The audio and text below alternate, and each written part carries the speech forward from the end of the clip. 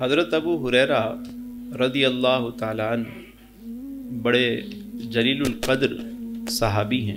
हुज़ूर के शब व रोज़ को आप देखते और उसे तहरीर करते, याद रखते, क्योंकि आप असहाबे सुफ़ा में से हैं, वहीं रहते। जब आप इस्लाम लाए तो वालदा अभी इस्लाम नहीं लाई थी और इस्लाम और बानी इस्लाम के बारे में उनके नज़रियात उस वक्त अच्छे नहीं थे। लेकिन हज़रत अबू हुरैरा अपनी वालदा से बड़ी मोहब्बत करते, प्यार भी बहुत था, खिदमत भी बहुत करते।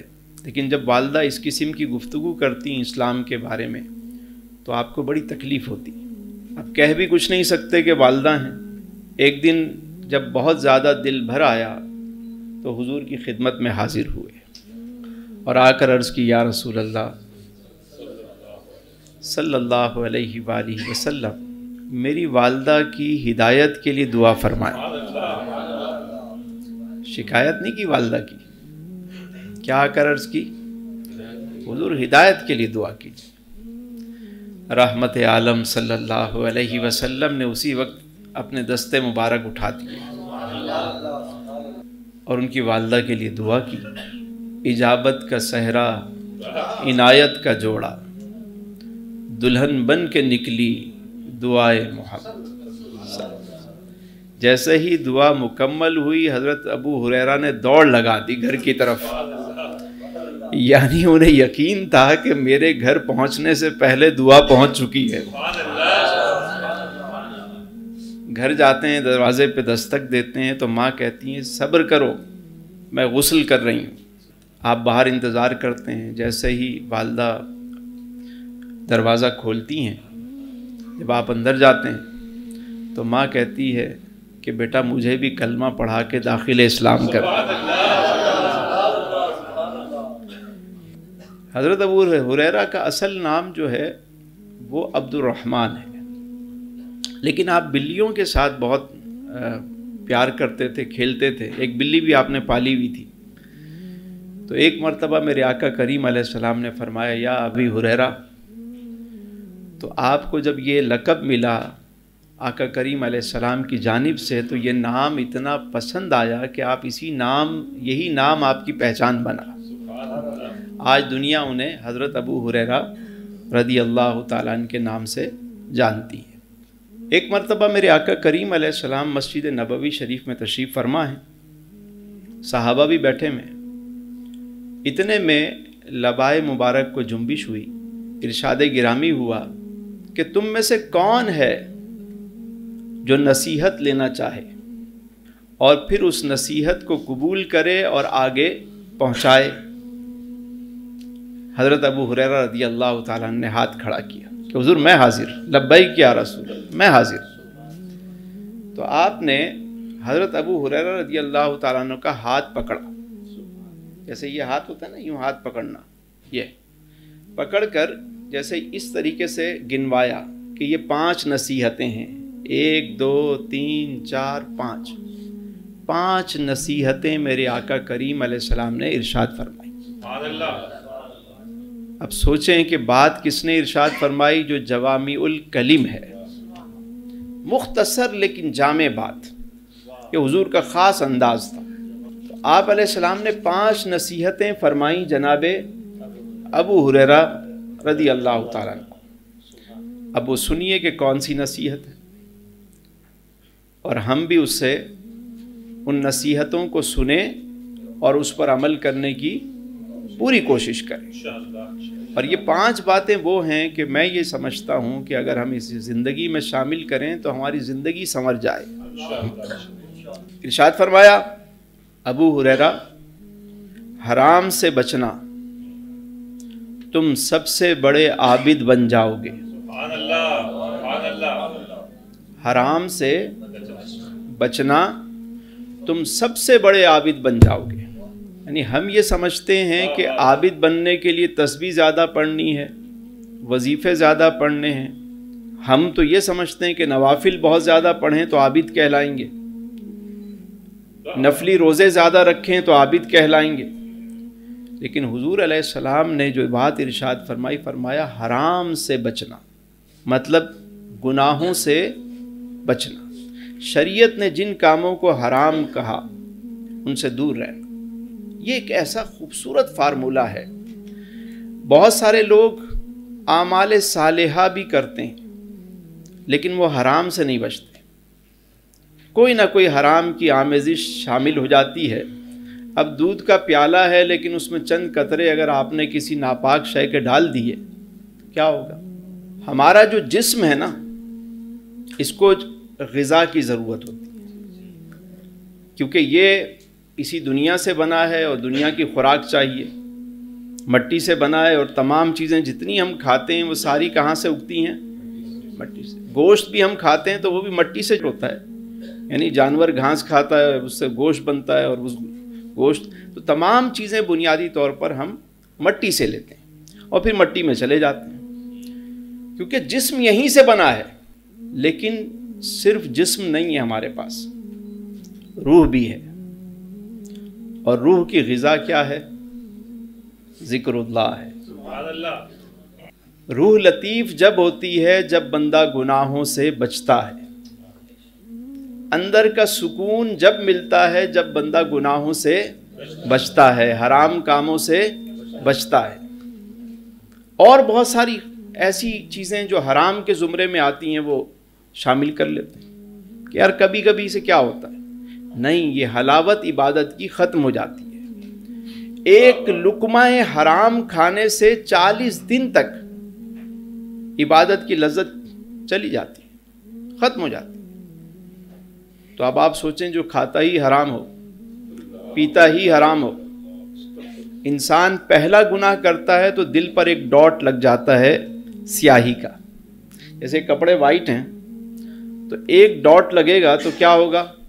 نظر آئے گا نا وہ، لیکن انسان توبہ کر لے تو وہ دھل جاتا ہے۔ لیکن اگر توبہ نہ کرے، دوسرا گناہ کرے تو دوسرا ڈاٹ، تیسرا ڈاٹ، چوتھا ڈاٹ، حتیٰ کہ وہ دل پورا سیاہ ہو جاتا ہے اس کا۔ اور جب کسی کا دل سیاہ ہو جائے تو پھر اس پر نیکی کی بات اثر انداز نہیں ہوتی۔ آپ نے دیکھا ہوگا بہت سارے لوگ ایسے ہیں، آپ کچھ بھی ان کو سمجھا لیں نہیں سمجھ میں آئے گا۔ وجہ کیا ہے؟ دل سیاہ ہو گیا، گناہ کر کر کے وہ اندر سے سیاہ ہو گیا۔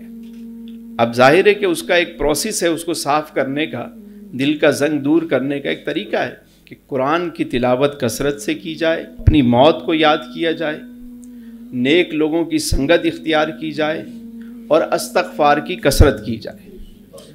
اس سے کیا ہوتا ہے؟ دل آہستہ آہستہ صاف ہونا شروع۔ اور دل کی دھلائی پتہ ہے کیسے ہوتی ہے؟ آنکھوں کے ان آنسوؤں سے دل صاف ہوتا ہے۔ دل صاف کہاں سے ہوتا ہے؟ یہاں سے۔ یہ جب آنسو گرتے ہیں نا تو دل کی صفائی ہو رہی ہوتی ہے۔ گناہوں سے بچنا یہ انتہائی ضروری ہے، انتہائی ضروری ہے۔ تو میرے آقا کریم علیہ السلام نے کیا بات، پہلی بات ارشاد فرمائی؟ حرام سے بچنا، تم سب سے بڑے عابد بن جاؤ گے۔ دوسری بات، کیا خوبصورت بات ارشاد فرمائی، ارشاد گرامی ہوا ابو ہریرہ، اللہ کی تقسیم پر راضی ہو جاؤ تم سب سے زیادہ غنی ہو جاؤ گے۔ کمال بات، یعنی سب سے بڑا غنی کون ہے؟ جو اللہ کی تقسیم پر راضی۔ ہم سمجھتے ہیں کہ غنی وہ ہے کہ جس کے پاس مال زیادہ ہے، دولت زیادہ ہے۔ میں نے تو بڑے بڑے مالداروں کو دیکھا، ان کا پیٹ نہیں بھرتا، یعنی اتنا مال جمع کیا ہوا ہے لیکن پھر بھی حل من مزید۔ کیوں؟ کیونکہ یہ انسانی فطرت ہے کہ اس کو ایک سونے کی وادی مل جائے تو وہ کہے کہ دوسری مل جائے۔ انسان کا پیٹ صرف قبر کی مٹی بھرتی ہے، باقی کوئی چیز نہیں بھر سکتی۔ ہاں، اگر کوئی بندہ راضی ہو جائے۔ علاج کیا ہے؟ راضی ہو جاؤ۔ علاج کیا ہے؟ راضی ہو جاؤ۔ تم راضی ہو جاؤ گے، وہ راضی راضی ہے۔ میں نے پوچھا بابا اللہ بندے سے کب راضی ہوتا ہے؟ فرمایا بیٹا جب بندہ اللہ سے راضی ہوتا ہے۔ اتنی سی بات ہے، تم راضی ہو جاؤ، اللہ کی تقسیم پر راضی ہو جاؤ، بس راضی ہو جاؤ اور شکر کرنا شروع کرو، تمہاری نعمتوں میں اضافہ شروع ہو جائے گا۔ یہ جو زندگی میں گلے شکوے ہیں یہ ختم جس نے کر لیا نا. دیکھیں میرے آقا کریم علیہ السلام نے یہ بات ارشاد فرمائی کہ اللہ کی تقسیم پر راضی ہو جاؤ, تم سب سے زیادہ غنی ہو جاؤ گے, مالدار تم کہلاؤ گے کیونکہ تم راضی ہو. وہ بابا جی تھے, ایک بندہ تھا نوجوان, MBA کر کے آیا نیا مارکیٹنگ میں, مچھلیاں پکڑتے تھے 3, ایک اللہ کی راہ میں تقسیم کر دیتے, ایک اپنے گھر کے لیے استعمال کرتے اور ایک کو بیچ کر کوئی اپنا خرچ. روزانہ 3 مچھلیاں پکڑتے, ایک تقسیم اللہ کی راہ میں, ایک پکا لی گھر کے لیے استعمال کے لیے مہمانوں کے لیے, اور ایک کو بیچ دیا. تو وہ نوجوان کہنے لگا بابا جی ذرا محنت کرتے ہیں, کماتے ہیں زیادہ. کہنے لگے بیٹا اچھا پھر کیا ہوگا؟ کہنے لگے ہم کشتی خریدیں گے.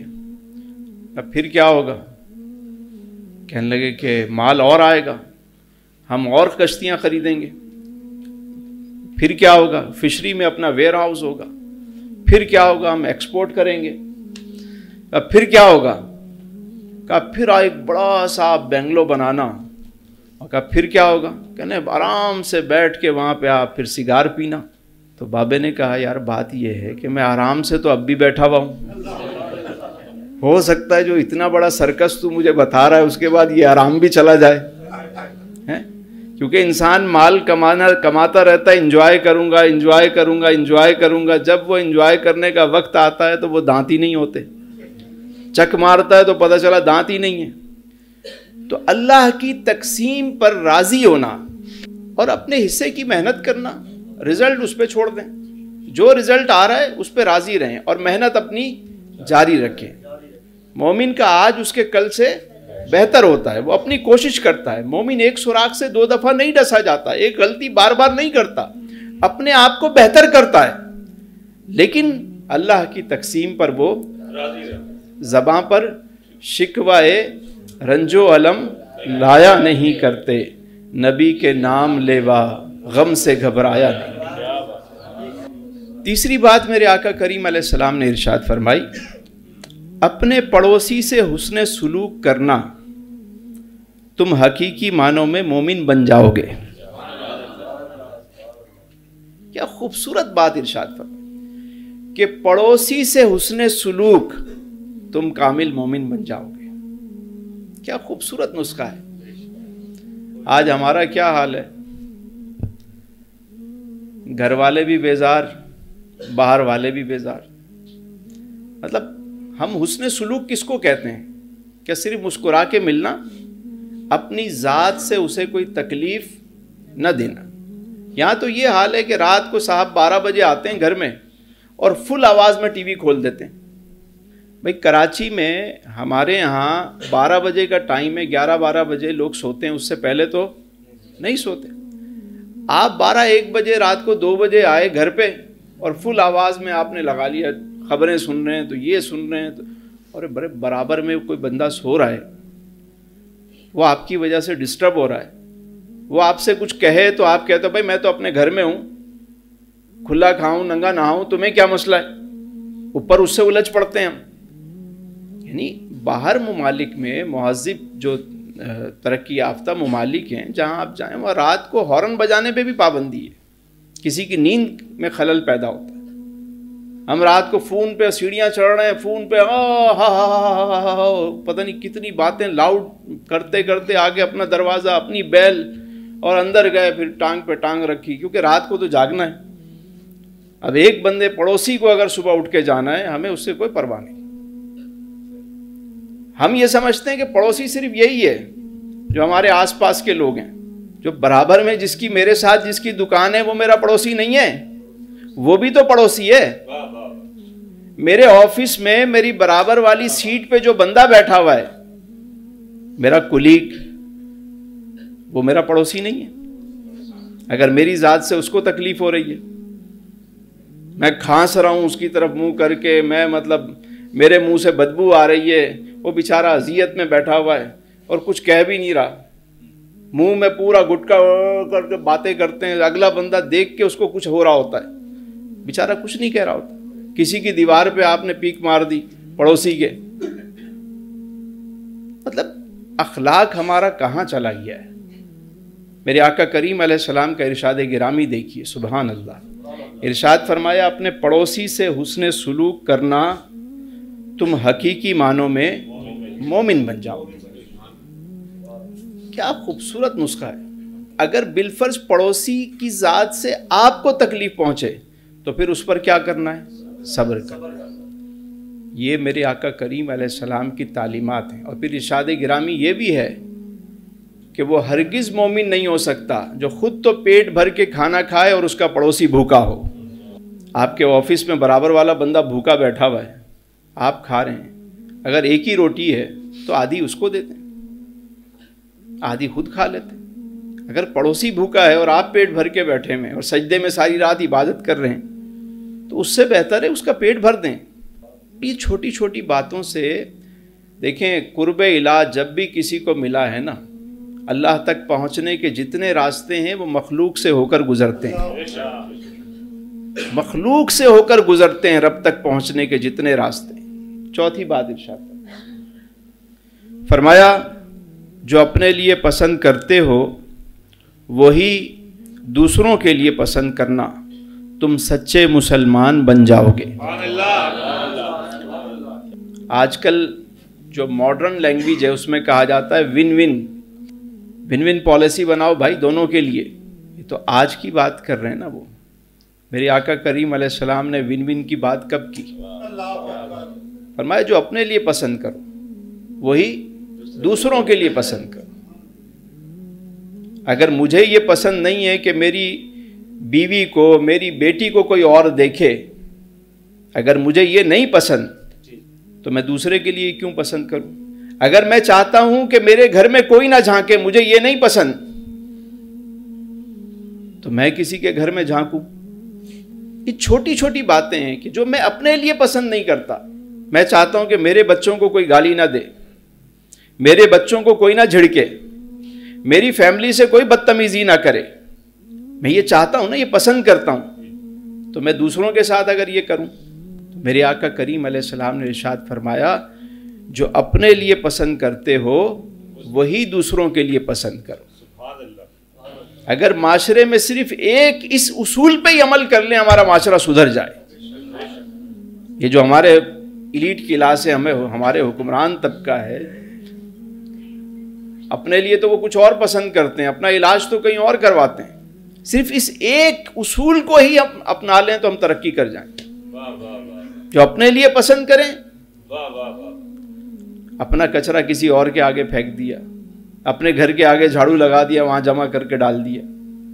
اللہ اکبر یار. اپنی نالی سیدھی کر دی، دوسرے کی طرف موڑ دیا سارا. یار اگر آپ اپنے لیے پسند نہیں کرتے تو اس کے لیے بھی پسند نہ کرو. اس کو بھی اتنی ہی تکلیف ہوگی جتنی آپ کو ہوگی. اور آخری بات ارشاد فرمائی کہ زیادہ نہ ہنسنا ورنہ تمہارے دل مردہ ہو جائیں گے. زیادہ ہنسنے سے منع کیا گیا. مسکرانا یہ تو صدقہ ہے، خوش اخلاقی دین کا حصہ ہے. آپ ہنس سکتے ہیں، مسکرا سکتے ہیں. ضرورتاً آپ نے ہنس لیا، مسکرا لیا، یا مسلمان بھائی کو دیکھ کے مسکراتے ہیں، خوش ہوتے ہیں، ہنستے ہیں، کوئی ممانعت نہیں. لیکن یہ جو ہر وقت لافٹر چل رہا ہے، یہ جو آج کل ہمارے یہاں چل پڑا ہے، کسی مسلمان کی تکلیف کو دیکھ کے ہنسنا شروع کر دیتے ہیں. مطلب اب تو پتہ نہیں وہ کیا جملہ چل رہا ہے کہ وہ بڑھ گیا. اب ایک بندہ بیچارہ گرا پڑا ہے، مطلب تکلیف میں ہے، وہ بیچارہ سلپ ہو گیا، گر گیا. ہونا تو یہ چاہیے کہ مسلمان کی تکلیف کو دیکھ کے آپ کو درد ہو، آپ ویڈیو بنا کے اس پہ یہ ہنس رہے ہیں، کہہ لگا رہے ہیں. ایک اصول یاد رکھیے گا، بڑی اہم بات ہے. یہ اتنی سی بات ہے، اس کو لازمی یاد رکھیں. کم سے کم یہاں جو آئے ہیں وہ یاد رکھیں، جو سنیں گے اس کو وہ لازمی اس بات کو یاد رکھیں کہ ہم جس چیز پہ خوش ہوتے ہیں وہ چیز ہماری طرف لوٹ کر آتی ہے. بات سمجھیے گا، یہ بڑی اہم بات بتا رہا ہوں. ہم جس چیز پر خوش ہوتے ہیں یہ لا آف اٹریکشن ہے. ہم جس چیز پہ خوش ہو رہے ہیں، یعنی کسی نے اچھا گھر لیا ہم خوش ہو گئے، کسی نے کوئی اچھی گاڑی لی ہم خوش ہو گئے، کسی کے بیٹے کی اچھی جگہ شادی ہوئی، بیٹی کی شادی ہوئی اور اس کی خوشی میں ہم خوش ہو گئے، تو کیا ہوا؟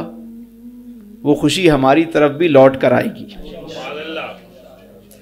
لیکن اسی طرح جب کسی کی تکلیف پہ ہم خوش ہوتے ہیں تو وہ تکلیف بھی آپ کی طرف لوٹ کر آتی ہے. کیوں؟ کیونکہ آپ خوش ہو رہے ہیں، اس کو ویلکم کر رہے ہیں. جس چیز پہ آپ خوش ہوتے ہیں وہ چیز آپ کی طرف آئے گی. ایک بیچارہ مطلب سلپ ہو گیا یار، آپ وہ اچھا پھر بنا کر ویڈیو سب کو سینڈ بھی کر رہے ہیں کہ یہ دیکھو کیا لافٹر ہے، کیا مطلب کیا بےہودگی ہے یہ. ہم کس طرف چل پڑے؟ جنہیں لائی گلی اودے نال چلی. کوئی عقل و شعور نام کی کوئی چیز نظر نہیں آ رہی. آقا کریم علیہ السلام نے جو بات ارشاد فرمائی، کیا فرمایا؟ زیادہ نہ ہنسنا ورنہ تمہارے دل مردہ ہو جائیں گے. میں ایک مرتبہ پھر بات دہرا دیتا ہوں تاکہ یہ 5 ارشاد گرامی ہیں. پہلی بات ارشاد فرمائی ابو ہریرہ، حرام سے بچنا تم سب سے بڑے عابد بن جاؤ گے. نمبر 2، اللہ کی تقسیم پر راضی ہو جاؤ، تم سب سے زیادہ غنی ہو جاؤ گے. اپنے پڑوسی سے حسن سلوک کرنا، تم حقیقی معنوں میں مومن بن جاؤ گے. اور جو اپنے لیے پسند کرتے ہو وہی اوروں کے لیے پسند کرنا، تم سچے مسلمان بن جاؤ گے. زیادہ نہ ہنسنا ورنہ تمہارے دل مردہ ہو جائیں گے. اللہ تعالیٰ سے دعا ہے کہ جو کچھ ہم نے سنا اس پر ہمیں عمل کی توفیق عطا فرمائے، اور کوئی غلطی ہو گئی ہو گفتگو میں رب کریم اپنی رحمت سے معاف فرمائے.